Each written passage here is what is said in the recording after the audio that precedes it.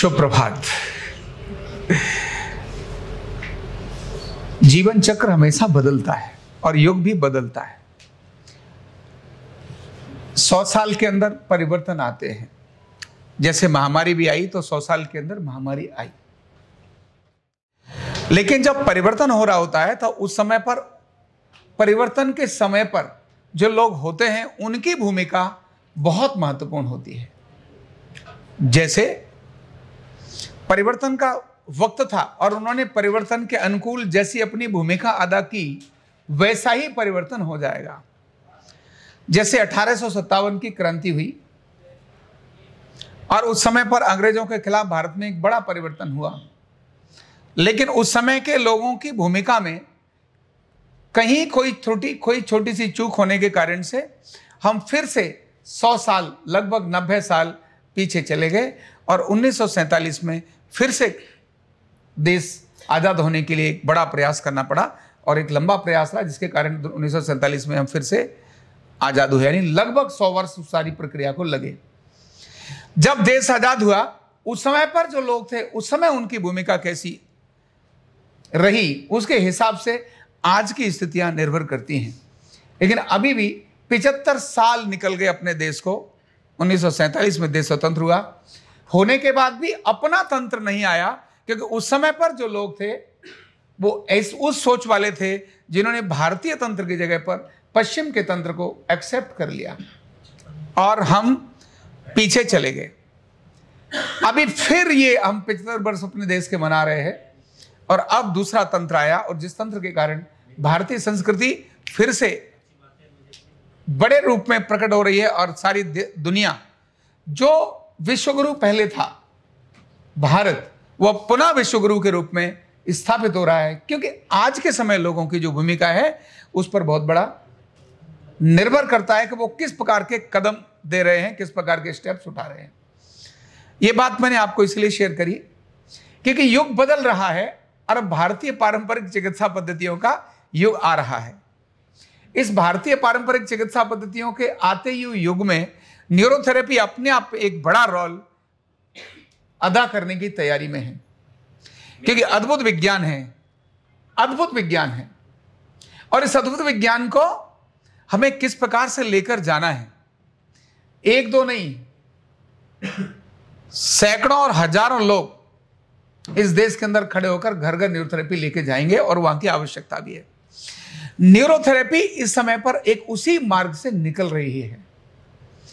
यानी न्यूरोथेरेपी क्या है, उसके लिए एक बहुत बड़ा संक्रमण काल आ रहा है, एक बहुत बड़ा परिवर्तन का काल आ रहा है और हर बार पिछले कुछ वर्षों में लगातार अपने कदम दर कदम आगे बढ़ रही है। अपने अस्तित्व में थी लेकिन बहुत ना के बराबर थी। अपने अस्तित्व को उसने पुनः ग्रहण किया, भारत सरकार से मान्यता प्राप्त की। अब मान्यता प्राप्त करने के बाद फॉर्मल एजुकेशन का पार्ट जब न्यूरोथेरेपी बन रही है, यानी 8वीं से लेकर के कॉलेज के स्नातक के सारे पाठ्यक्रम के अंदर विश्वविद्यालयों में पढ़ाए जाने के लिए न्यूरोथेरेपी सिद्ध हो रही है। ऐसे में आज के समय के जो न्यूरोथेरेपिस्ट हैं उन्हें अपनी भूमिका को बहुत स्ट्रांग, बहुत सबल, बहुत सजगता से करना होगा। वो केवल नाम के लिए न्यूरोथेरेपिस्ट नहीं हो सकते, उन्हें काम के लिए न्यूरोथेरेपिस्ट होना पड़ेगा।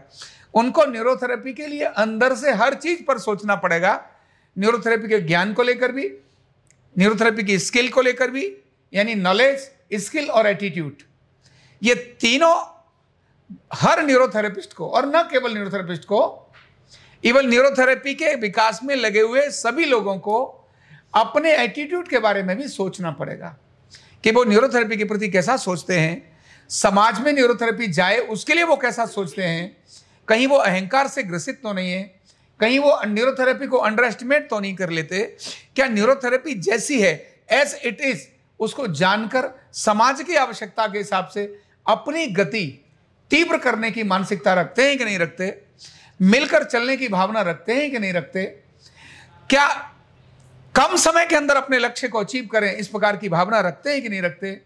ये न्यूरोथेरेपिस्ट और न्यूरोथेरेपी में लगे हुए सारे लोगों की भूमिका पर बहुत बड़ा ये प्रश्न आता है। प्रश्न ही नहीं आता है, बहुत बड़ी जिम्मेदारी आती है कि वर्तमान में जो न्यूरोथेरेपी सीख रहे हैं उनका नॉलेज, उनकी स्किल का मतलब ट्रीटमेंट देने का तरीका, स्किल, नॉलेज का मतलब जो दे रहे हैं वो क्या है, क्यों दे रहे हैं, और एटीट्यूड का मतलब न्यूरोथेरेपी कहां से कहां तक लेकर जानी है, उसके प्रति गर्व, उसके प्रति विश्वास। यह भारत की धरोहर को घर घर तक ले जाने का काम होना ही है, होना ही है।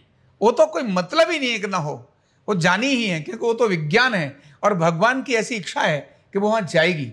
लेकिन ले जाने वालों को अपने एटीट्यूड पर, अपनी स्किल पर और अपनी नॉलेज पर बहुत बड़ा काम करने की आवश्यकता है। मैंने इतिहास के बारे में बताया कि परिवर्तन के समय जो लोग होते हैं उनकी भूमिका कैसी होती है, ये बहुत महत्व की होती है। आज न्यूरोथेरेपी के लिए परिवर्तन का समय है, इनफॉर्मल से फॉर्मल होने की दिशा में न्यूरोथेरेपी जा रही है।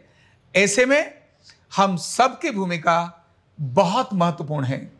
हम अपनी स्किल को अपग्रेड करें, अपनी नॉलेज को अपग्रेड करें और अपने एटीट्यूड को परफेक्ट करें। एटीट्यूड में संगठन का भाव लेकर आएं, संगठित भाव से चलने की मानसिकता को रखें, अपने ईगो को थोड़ा छोड़ने की भाव रखें, अपने को दूसरों के साथ एडजस्ट करने की भावना रखें और आरोग्य पीठ जिस दिशा में लेकर जा रहा है, आरोग्य पीठ के एक सशक्त सिपाह सालार के रूप में अपनी भूमिका अदा करें। ऐसा भाव अपने मन में रखेंगे तो निश्चित ही इस परिवर्तन के काल में इतिहास जो आगे आने वाला जो भविष्य जो हमारा है, जब वो पलट कर देखेगा, देखो कैसा लोगों ने रोल प्ले किया था, तो बड़े गर्व के साथ हमारे प्रति कहेगा, अरे वाह, उस समय जो न्यूरोथेरेपिस्ट थे, जो आरोग्य पीठ से प्रशिक्षित जो लोग थे, जो ठीक दिशा में लेके जाने वाले थे। मैंने आरोग्य पीठ नाम इसीलिए लिया क्योंकि इस सोच और विचार को प्रबलता से आगे लेके जाने का काम लीडिंग ऑर्गेनाइजेशन आरोग्य पीठ कर रहा है। इनफॉर्मल से फॉर्मल के रूप में करने का काम आरोग्य पीठ कर रहा है। तो इसीलिए आरोग्य पीठ के सभी शिक्षित थेरेपिस्ट की बड़ी जिम्मेदारी है, आरोग्य पीठ के साथ जुड़े हुए सभी कार्यकर्ताओं की बहुत बड़ी जिम्मेदारी है कि इस परिवर्तन काल में संभल कर ठीक दिशा में अपने परिणाम तक, अपने लक्ष्य तक ले जाने का काम करें। बहुत बहुत धन्यवाद, बहुत बहुत शुभकामनाएं। न्यूरोथेरेपी का कंप्लीट कोर्स सीखने के लिए जुड़िए हमारे ऑनलाइन ट्रेनिंग प्रोग्राम से और जानिए करीब 100 बीमारियों का इलाज बिना दवा और बिना मशीन के। इस न्यूरोथेरेपी ऑनलाइन ट्रेनिंग प्रोग्राम से आप घर बैठे बन सकते हैं गवर्नमेंट सर्टिफाइड न्यूरोथेरेपिस्ट। रजिस्ट्रेशन के लिए नीचे दिए गए नंबर पर अभी कॉल करें और हाँ, हमारे वीडियो को लाइक करना, शेयर करना और चैनल को सब्सक्राइब करना बिल्कुल भी ना भूलें। धन्यवाद।